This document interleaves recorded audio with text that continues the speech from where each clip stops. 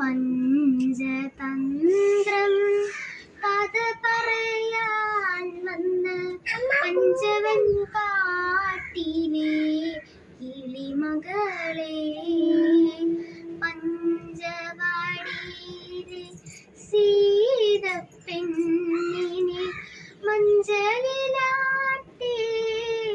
കഥ പറയൂ, മഞ്ചലിലാട്ടി കഥ പറയൂ.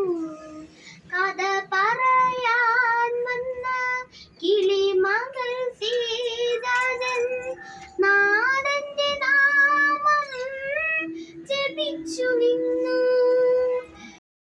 സ്വരം കേട്ടപ്പോൾ കരശിലയോ